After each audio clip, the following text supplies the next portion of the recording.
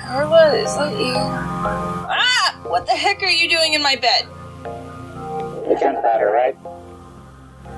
My dreams are not a... And that scene with the fluffy pink llamas and corn dogs, that was absolutely adorable. Kind of stupid, but adorable.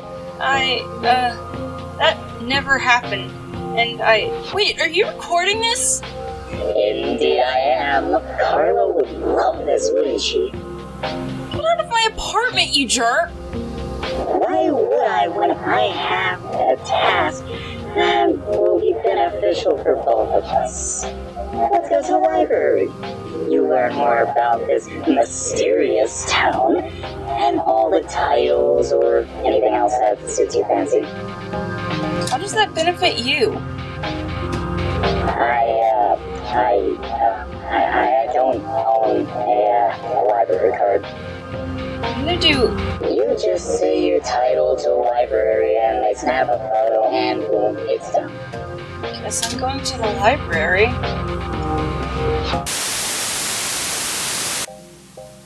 Carla, I don't know why, but this place is giving me an odd feeling. I'm not even inside yet, and I'm getting worried. Hush, child. Just keep your voice down when we enter, and you'll be fine. What's in there? See for yourself. Wow. Carla, this place is massive. It's filled to the ceiling with books. It's incredible. I said keep your voice down.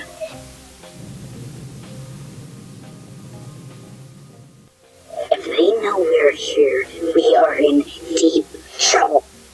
Please, for both of our sakes, keep quiet. Who's they? The books. Okay, Carla, I have my card. It doesn't say my name, it just says new, which is kind of stupid, but hey, at least I can get books now. Blurface is having a field day in here. He's stacking books on top of books, and even his stack of books have their own stack of smaller books. The books are all various shapes and sizes, and even pocket-sized encyclopedias that fit in the palm of your hand. I think the stack is at least 12 feet high. Ah! Carla, the books. The ones Blurface picked up fell. They all grew mouths and started flying. They're attacking readers left and right. Oh god. I can't do anything to help them. I'm hiding in the hall by the bathroom. So far, they haven't noticed me. Carla, when the people died, they began folding. Their skin turned pure white and thin like paper. People are becoming books, Carla. They're becoming... So, somehow the library caught fire? Well, I think I might know who did it. Anyway, it's all burning now, but it's like, it's not burning at all. You can only look at the fire behind the glass of the building. I don't know if I could bring what I saw to the attention of the council or not. They seem to run the show around here, so maybe this is their jurisdiction? Wait, where is...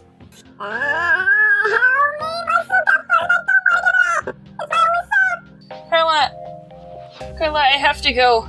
Apparently he needs a babysitter. I better be getting paid for this. Stop, drop, and roll, you! Carla, it's late, but I have to tell someone what I saw. It was a guy. He wasn't tall or short. I think he was probably average. It was kind of hard to tell his age just from the distance. He wasn't really fat or thin or even muscular either. He was doing something, though. I wasn't really paying attention since Blurlines was being... Let's Anyway, he had a lighter in his hand, one of those Zippo ones, you know? He also had a container that looked like the square-shaped ones they put gasoline into cars with. I think I really should report this. Okay, Carla. I'm getting really tired of this town. Things escalated quickly. First the fire, now some dingus that lived next to the library decided to make a frickin' nuclear reactor in his basement. And now we've got to be sent to the bunkers just outside of town. I guess I can try to split town during the chaos. Maybe steal one of the military vehicles. Hopefully leave this place behind. Well, Carla, I'm in jail now. They're letting me out with a warning since this is my first offense, but in my defense, this town is nuts. Blue Lines was waiting just outside my cell, mocking me about being caught. I swear, if he could die, I'd kill him. But anyways, that dingus that built the nuclear reactor in his basement, yeah, we're stuck in the same cell. Yeah, I know you can hear me. Okay, I'm free, or as free as I can be in this place. I'm back at the apartment, at least. That guy I was talking about, he isn't as much a dingus as I thought. He's just a little scatterbrained. I guess after arguing for about half an hour over whether it was okay or not to build a nuclear reactor in a non-fireproof home's basement, we kind of agreed to disagree and started talking about other things. Turns out he's not from this place either. Apparently one day while he was working at a lab, a door showed up like the one that happened to me, and he went through it. I tried asking if he's seen blur lines before, but he just shook his head no. I wish Blur Lines had someone else to bother. He's annoying, Carla. Every time I turn around, he's either messing with my stuff or needing help with something. It's like babysitting a toddler.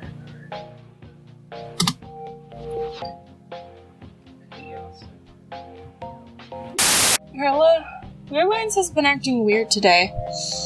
He hasn't messed with anything yet. Actually, he's just standing in front of an old tube TV. It looks pretty broken up, kind of like a meteorite hit it. Whatever messed up that TV took a good chunk out of the corner. I've tried getting his attention to ask who the person in the cell with me was, but he won't talk to me now. I've poked him, I've prodded him, and I've even waved a hand in his face. You know, I hit him in the chest with a weird frying pan I picked up off the street to see if he'd react. The pan glowed and revealed some strange symbol. They looked kind of like a pentagram. I dropped the pan because the marking burnt my hand, and still nothing. No reaction whatsoever. Wait, is he... Ah! He's gone, Carla. Blur Lines is finally gone. It's been a whole day and nothing weird. Well, I mean, the town is, but it's not by him. No one puts bleach in my drinks. No snakes taped to the door.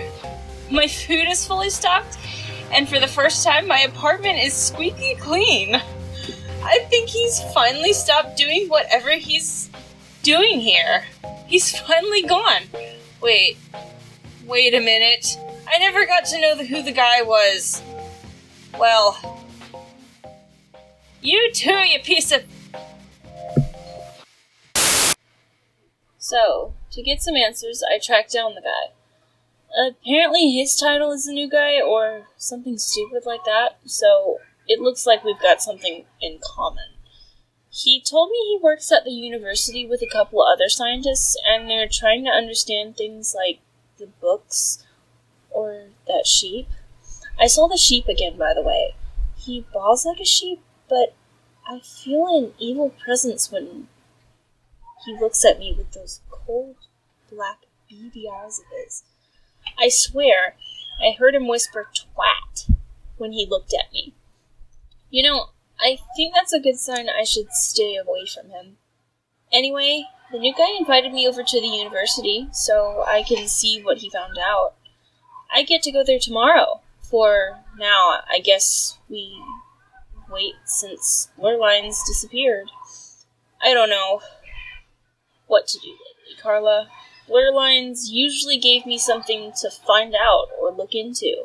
He'd tell me about the town, so if I go out, I wouldn't have to take random guesses where to go. Well, it's still better than him breaking my stuff. I'd take unbroken furniture over crazy adventure any day. Hey, so I was just doing chores that needed to be done, and suddenly everything started floating. I'm floating, Morpheus is floating, everything is floating. Even the building across the street. I looked out my window, and it looks like the whole town is floating too. Morpheus seems to be doing this bizarre splitting thing again. It's getting really weird. He looks like a crazy lava lamp. Maybe it's because of the zero gravity? Huh? I can see that guy. He's outside my window. You know the scientist I've been talking about recently? He's latched to my window. I think he's clinging to the windowsill. I'm going to try letting him in. So, I found out the name he had before he came here. His name's Chiaki. Apparently he needed a place to stay since it's too radioactive to stay at his place. So, I guess I have a roommate now. That's great. It gets even better. He offered to pay rent next month. I'm still trying to find work since I can't leave this stupid town, and I'm starting to run out of money. So, I've applied for work at a few places now. The grocery store on the other side of town, a few clothing stores here and there, and an appliance store I've applied for. Appliances, applied, get it? Man, that was stupid. Anyway, I would have applied for the radio station, but the management there is too shady for my taste. What kind of radio station wears mandatory cloaks and tells all its employees to keep the hoods up constantly? Even at home? So, all I can do now is wait for a reply. Oh, speaking of one, here it is. That's a little fast, though. Didn't I finish applying to everything only 10 minutes ago? Well, I didn't get that job at the grocery store, but there's still the clothing stores and the appliance store. Hopefully I can get one of those jobs. You know, I wish I had my old job at the power plant. It wasn't a big job, but it was better than nothing. Carla, I miss the lunches you packed me in the morning, and the kisses before work. I miss those evenings we'd watch the sunset on the way home, and the table that always creaked whenever we sat there. I miss them more and more every day, and most of all, I miss you. I'm missing every minute of you more and more, and I'm afraid I'll forget you. Lurlines has been gone for a week now. I should be happy about this, but I've gotten so used to him that it's kind of weird that he isn't here. It's bothering me. Plus, I still have a lot of questions about the town and what title he's kept going on and on about. I haven't been hearing much from Chiaki either, which is kind of strange. I guess it's tiring, working at the university and all. I still see him when he gets home. Huh? Chiaki, what did you do? Ooh, gaseous explosions. It's my favorite. The poison smell, the smell of the smoke. All of it's so fun. Where have you been? Chiaki, open a door. It's flooding into my apartment too. Well, I've been in this closet for the past week. Long story, don't ask. Don't talk about this either. I don't plan on it, jerk. I was in here to get away from the smoke and the odd growing foam. Well, that's an easy fix for me. So, I'm another guy. Fun. What's your point? I have 3. Go on. 1 due to my lack of genitalia. I appreciate if you refer to me as they, them. It's just, yeah, I know you don't want to know this. But I literally lack genitalia. So those terrible fanfiction writers masquerading as local traffic control can sick it. 2, can I come back for like a couple of years? 3, what would you say if I hypothetically, keep in mind, hypothetical, set fire to 3 small continents? Actually, it might have been 4 or 5. I may, hypothetically speaking, I may have ran so fast that I couldn't tell. But it's all hypothetical, of course. It's not like I actually would do anything like that. You're staying on the couch, and you're going to pay rent like Chiaki. Wonderful! Also, no worries about seeing me frequently. I'll be going on an epic quest soon. What? Nothing. Whatever. So there's this thing the council has started. It's a pen pal program with the members of town. They've sent out letters to people saying that what this is, and listing the addresses of people they think could make compatible friends to the receiver. That's what the letter says. I guess I could give it a go. It might give me a little time to get my mind off things. I wrote a letter out to one of the addresses. I don't care what Blurline says. They aren't the boss of me. I wrote it to Blaine Eldery the barber. I guess we're allowed to at least list the names that we used to have. I'd like to know where I can get registered for that. Get this. Chiaki looks back in the freaking disco. Oh my god. Oh, wait, what's that? Oh, this? It's a letter from the barber. What did I tell you, Joe? Well, once you told me to stack tomatoes on my head until I collapse. Okay, maybe I should try being a little more serious more often. But still, I still don't like you sending letters out to people the council tells you to. I'm still gonna reply back. I woke up this morning and there were a bunch of these floating orbs outside. I don't know what they are, but whenever someone touches them, they fall flat on the ground. I don't know if they're dead or if they're just passed out. I don't know if I should go out to check, but as much as I want to, the orbs seem to have started chasing people around, and I'm scared of what they might do. They're in the apartment. I'm hiding in the closet right now. They just got Chiaki. Carla, he's on the floor passed out. The orbs aren't doing anything with it, but they just float there. They almost got me back there.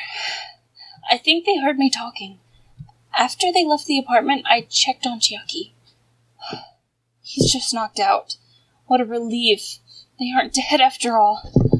I dragged Chiaki into the closet with me and hid there for a while. They aren't gone yet, I know that. I can still see them in the window through the vent in the door. They're outside and they're hunting after us. I found out there's a bunker entrance in my closet. Did Blurlines put this here? I probably won't get an answer as usual. There's food here at least, and there's a surveillance room showing the whole town? Why is all this in my apartment, though? There's food here at least. Hopefully Chiaki can wake up soon. It's been 3 days now. Chiaki still hasn't woken up. I'm getting worried about that. The orbs are gone, though, and from the surveillance room I can see people who managed to escape come out from hiding. The hospital is so full from all the people that have been attacked by the orbs. The council addressed this by simply saying, "What can we do about it?" I don't think there is anything we can do, before backing away into a wall and phasing through it. Maybe Blurlines is right about the council, but I don't know about Blaine. He's just a barber, and a good one at that. Chiaki's still in the coma. The doctors are trying more peculiar methods of trying to wake their patients. I don't think any of these are real doctors at all. I saw one of them carrying an elephant tusk covered with strange markings into a patient's room. I left before anything else could happen, though. Blurlines is nowhere to be seen. And for the first time in an amount of time I've been here, I finally have the house to myself. I could be celebrating, but I really don't have anything to do at home. I don't have a TV or a computer that I could be messing around on, and I don't have any money. I guess I'll go back to checking the mail then. I got a job reply at least. It's from one of the clothing stores. It's called Minori Fashion and Accessories. I'll be going to work there tomorrow. Apparently they really need the clerk job taken. So I did my training, then got to work. Training was a man in underwear and a bra was in a room, and he held sticks with streamers attached. He just kind of danced to Falling in Reverse, but he was doing it like a ballerina. He kept copying the lyrics, but only saying ham in that way. I kind of just walked out after he stopped, and no one corrected me, so... Remember that summer you worked at the Kroger? I'd visit you and bring you lunch. I know you hated my cooking, but you still ate it. You always were the cook between us. Oh, I remember when we'd sneak away from everything during your break to kiss and sit under the tree. Yeah, me too. Carla, there's something in my vents. At first I thought it was a movie, but now I don't know. It sounds like a wheel on a bike that needs some oiling or something. It's faint though, so it's hard to tell. No cameras on it, but I know they're somewhere. Wait. Best way to record voices.